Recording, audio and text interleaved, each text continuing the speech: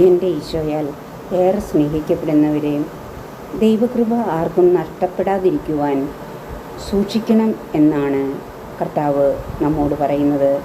അതിനായി കർത്താവ് ഒരു കാര്യം പറയുന്നത് നമുക്ക് ചെയ്യാം.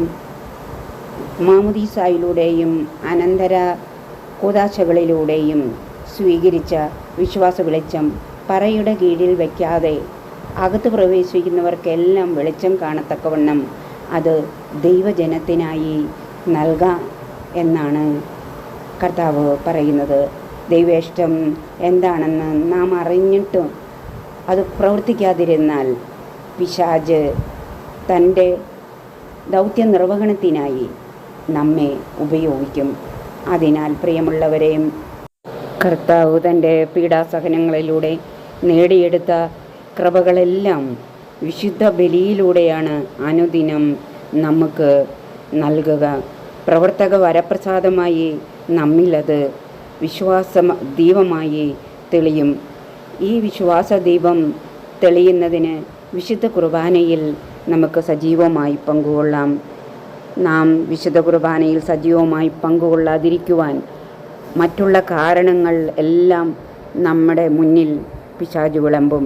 അപ്പോൾ ഓർത്തേക്കണം, അവൻ്റെ ദൗത്യ നിർവഹണത്തിനായി നമ്മെ ഉപയോഗിക്കുവാൻ അവൻ പരിശ്രമിക്കുന്നതാണ്. അലേർട്ടായിരിക്കുക. നമ്മൾ ജാഗ്രതയോടെ വിശ്വാസ വെളിച്ചം നഷ്ടപ്പെടാതിരിക്കുവാൻ, അത് പുരമുകളിൽ വയ്ക്കുവാൻ, പറയിൻ കീഴിൽ വയ്ക്കാതിരിക്കുവാൻ നമുക്ക് പരിശ്രമിക്കാം. ദൈവത്തോട് നമുക്ക് മാപ്പ് ചോദിക്കാം. നാളത്തെ ബലിയിൽ ഇന്നുവരെ നമ്മിൽ നിന്ന് വന്നുപോയിട്ടുള്ള തെറ്റുകളെല്ലാം കർത്താവ് ക്ഷമിച്ചു തരും.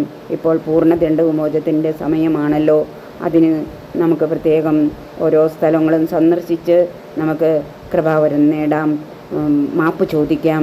പുതിയ ഒരു ജീവിതത്തിലേക്ക് ഈ നോമ്പിൽ നമുക്ക് പ്രവേശിക്കാം. വിശ്വാസദീപം മറ്റുള്ളവർക്കായി ഉജ്ജ്വലിപ്പിക്കുവാൻ ഉള്ള കൃപ എനിക്ക് തരണമേ. ഇതുവരെ ഞാൻ ചെയ്ത തെറ്റുകൾക്ക് എനിക്ക് മാപ്പ് തരണമേ എന്ന് നാളത്തെ ബലിയിൽ പ്രത്യേകമായി നമുക്കും മറ്റുള്ളവർക്കും വേണ്ടി പ്രാർത്ഥിക്കാം.